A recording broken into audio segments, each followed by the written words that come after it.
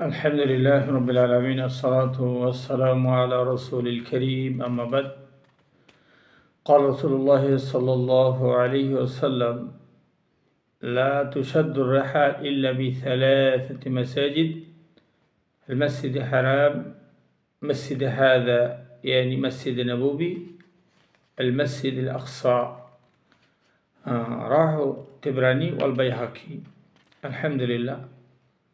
তো প্রথম একটা হাদিস যে মানুষ পৃথিবীতে 3টা মসজিদে সওয়াবের নিয়তে সফর করবে।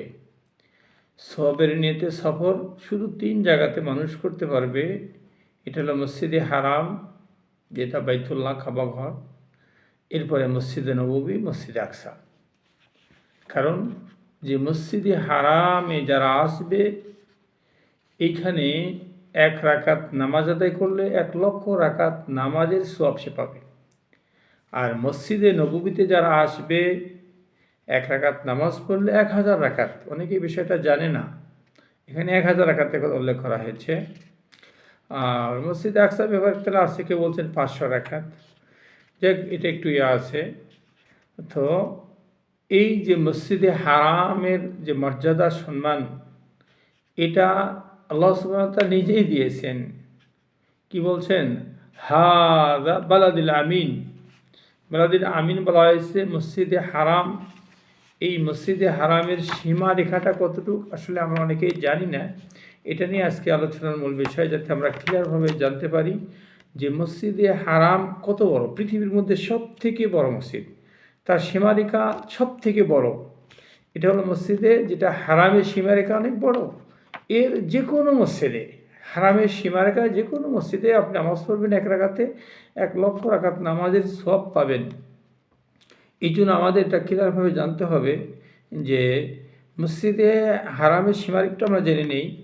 যে পশ্চিম দিক থেকে যেটা আমরা মসজিদে হারাম, যারা আমরা হজে আসি, আমাদের জানা দরকার যে পশ্চিম দিক থেকে সুমাইয়াস, যেটা হুদাইবিয়া বলা হয়, এটা প্রায় মসজিদে হারাম থেকে প্রায় 12 কিলোমিটার। যারা পূর্ব দিক থেকে বা তায়েফের দিক থেকে যারা আসবে, উরানা উপত্যকা, প্রায় এখান থেকে 15 কিলোমিটার।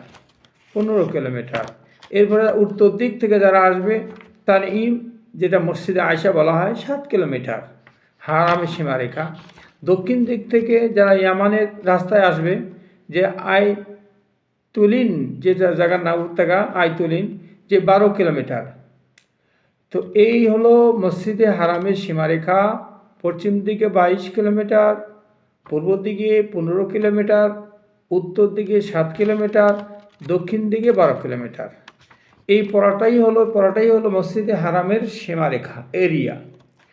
তো এই জন্য এইখানে এক একটা যে মসজিদে যে কোনো জায়গায় সে নামাজ পড়লে মসজিদে সে 1 রাকাতে 1 লক্ষ রাকাত নামাজের সওয়াব পেয়ে যাবে। কিন্তু আমাদের সতর্ক থাকতে হবে যে এই যে হারামের সীমারেখাটা, এটা এত গুরুত্বপূর্ণ। এখানে কোনো শিকার করা যাবে না, কোনো জীব হত্যা করা যাবে না, গাছপালা কাটা যাবে না। এটা সম্পূর্ণ নিষেধ করা হয়েছে। এটা নিষেধ, কোনো এটা করা যাবে না এগুলো। হ্যাঁ, যারা পরিষ্কার পরিচ্ছন্নতা করে তারা গাছ কাটে পরিষ্কার করবে, তাদের জন্য অনুমতি। এখানে পড়ে থাকা জিনিসও নেওয়া যাবে না, কোনো গাছ কাটা যাবে না, কোনো জীব হত্যা করা যাবে না। তবে হ্যাঁ, যেগুলো সাপ বিচ্ছু, যেগুলো বিষাক্ত, যেগুলো ইঁদুর বা যেগুলো ওই সমস্ত দরেন্দা, তো এইগুলো মারার বিধান আছে, সেগুলো আপনি মারতে পারবেন। কিন্তু এছাড়া বাকি কোনো শিকার করতে পারবেন না, কোনো শিকারই ধরতে পারবেন না। এটা নিষেধ আসছে, কারণ এগুলো নিষেধ হারামের সীমানে। গাছ পর্যন্ত আপনি এখানে কাটতে পারবেন না, নিষেধ আসছে। এই জন্য মসজিদের সীমারেখাটা আমরা ক্লিয়ার জেনে নিলাম। এটা হলো পুরা এরিয়া মসজিদে হারামের। এখানে যে কোনো মসজিদ নামাজ পড়লে আপনি কী পাবেন? 1 রাকাত 1 লক্ষ রাকাত। অনেক হাজিরা দূর থেকে আসে, একটু হোটেল দূরে, তারা কষ্ট নেয় যে হারামে গিয়ে নামাজ পড়তে পারলাম না। না, আপনি পাবেন। হ্যাঁ, তবে মসজিদে যেটা সরাসরি হারাম কাবা ঘরের, এটা তো একদম কাবাসা লাগানো, সব বেশি তো এটা তো আছেই। তো কিন্তু ওই সীমারেখাটা আপনাকে ধারণা দিলাম যে পুরাটাই মসজিদে হারামের সীমারেখা। এই সীমারেখার ভিতরে আপনি যে কোনো জায়গায় যে কোনো মসজিদে নামাজ পড়বেন 1 রাকাতে 1 লক্ষ রাকাত নামাজের সওয়াব পেয়ে যাবেন।